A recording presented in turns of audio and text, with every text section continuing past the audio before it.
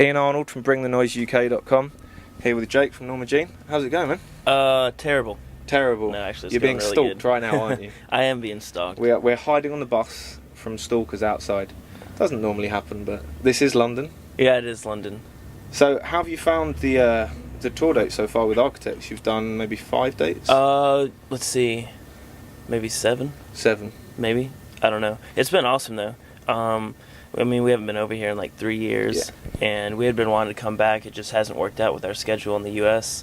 And then we got offered this tour with Architects, and we're kind of have to come over and do that. It's been so long, and they're a great band, so it's been amazing. Shows have been awesome. Just overall, it's been great. They're pretty big venues. I mean, tonight at the Coco, you used to be called Camden Palais, I believe. Pretty prestigious venue. Are you excited, nervous, or you just want to get out there? I'm just excited to play London. Yeah. I could be playing like on a street corner. London's always great. Doesn't matter where we play. Cool. And latest album, are you playing a lot of the new material? We're playing two songs off the new record. We're playing Anthem of the Angry Brides and Leaderless. Just because we have so much material that we want to throw something in there for everybody, and we're trying not to skip any records. So. And the new album came out in what, July maybe? Something like that. Do you still continue writing even though you've just had a new release? I mean, we're always kind of writing by ourselves, and that's how when we get together to write, everybody brings something that they've been working on, and we kind of throw it in a big pot and boil it and make awesome music. But I don't think we ever stop writing, but we don't talk about writing until it's time. It's sort of a natural process if that's what you do. Well, everybody just does it at home, or grabbing our guitars and making riff tapes throughout the year. Cool. And we saw the video for, is it Deathbed Atheist? Mm-hmm. What was the sort of inspiration behind the video? Because it's pretty dark and...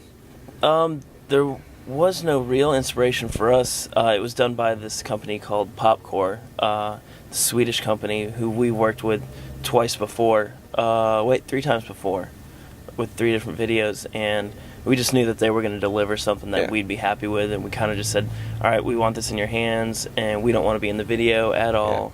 We want kind of some animation stuff in there. They're really good about that stuff, and they made a treatment for it, and we're like, sounds cool, and we weren't disappointed at all. What was the thing with not being in the video? Is it something you just don't want to do? You're more about the music? It's just something different. I mean, you can take 20 videos from 20 different bands, and I guarantee 19 of them will look exactly the same. The performing, the crowd. It's so overdone, and we're like, well, let's just go ahead and try it. Let's not be in the video. Let's not do any performance. Let's not even there's some bands that will act in their videos, and we're like, let's just forego all that, not be in it at all, and just have one dude be about the music. Yeah. So you've been in the industry for quite a while. And during the time, it's been a bit difficult for the industry and bands. I mean, has it been difficult to sort of not get jaded and keep focused? At times, yes, but when you look at the bigger picture of it, not really. Just because we feel like we still create honest music, and we've never changed that, and there's still people out there that buy it and come to shows and are stoked about it. So it's kind of hard for us to be jaded about things.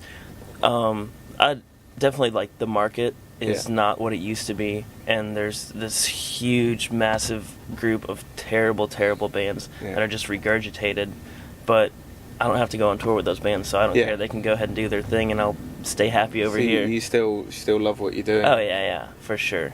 I mean, we've had some times where we're on tour with bands where this band sucks, but then we just dropped off that tour. Yeah. Won't mention any names. No. So, talking of tours, what are your plans for the rest of the year?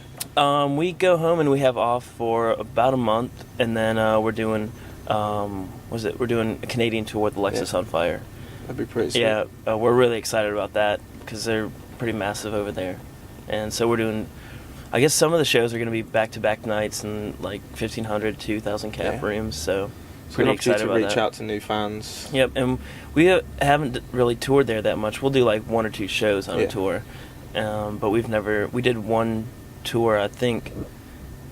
This band's been a band for almost 10 years, and I think we've only done one Canadian tour for 2 weeks. So it'll be good to get up there and do that.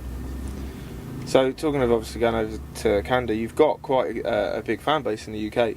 and as you said, you haven't been here for 3 years. Are you going to try and come back more often to sort of please the UK fans? We always talk about it whenever we leave here. We always say that was awesome. We got to get back there more often.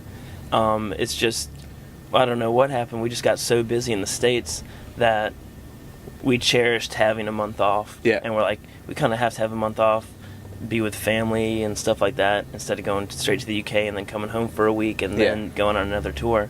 So we're glad that it worked out this time, that we had the open time slot for it. We moved, we were supposed to be doing a headliner in the fall, but we moved that to next year because we wanted to do this and the Canadian tour. Yeah. So, I mean, hopefully we'll be back. We've actually never done the festivals. You have to come back and experience the UK festivals. Yeah. So maybe we'll do that next year and do a little tour around it. Cool. That would be quite exciting times. I mean, UK festivals are certainly different. Yeah, I'm sure they are. But I've heard nothing but good things. Oh, definitely good things. Definitely good things. Messy things also. It's where the party's at. So just a final question, really. If you were to imagine yourself being a fan going to one of your shows, what would you want the final thought walking away from seeing you guys live to be? What do you want them to take away with that resounding memory of seeing you guys live? Intensity. Is whenever I go to see like one of my favorite bands, I want to be able to take everything in and walk away and be like, that was awesome. Yeah. I want it, every new time I see them on, to walk away and be like, that's the best time that I've seen them. And we kind of challenge ourselves to play better every single time. And we want it to aesthetically look cool on stage, like have a show that you can see visually that's not just boring with people standing around, but we also want it to be musically tight as well. So we're constantly trying to step up our game.